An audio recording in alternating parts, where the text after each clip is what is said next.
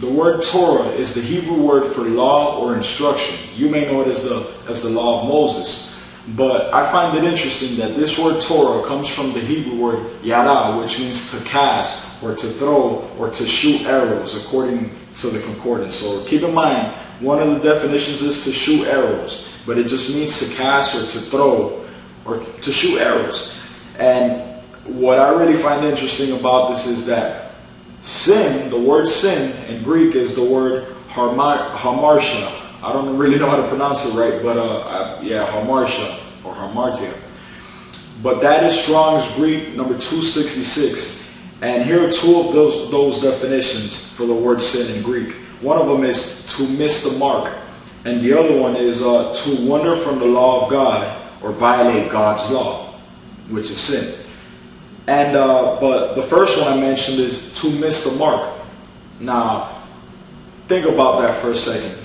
If you're shooting an arrow and you miss the mark, and I mean, you're not supposed to do that. You're supposed to hit the mark when you shoot that arrow.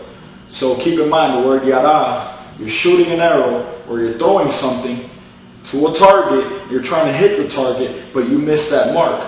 Then that wasn't supposed to happen. You're supposed to hit that mark. Now, another thing about this is that it means to wander from the law of God, and I actually have a verse that backs this up. And if you don't see the connection here, then you should look into it a little more, because I think it's pretty interesting.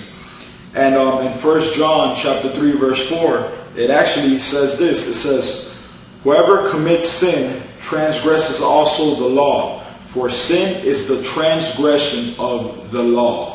For sin is the transgression of the law. Again, that's 1 John chapter 3 verse 4.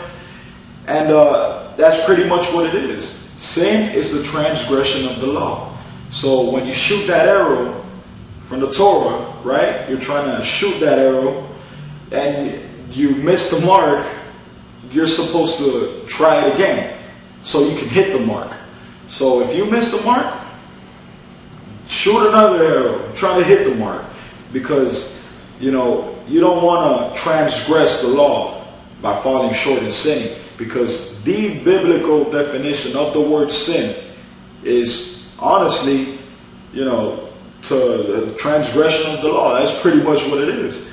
So, again, I just wanted to make this short video to put that out there. I thought it was interesting and I thought I should share it with you guys. So, alright, see you on the next video.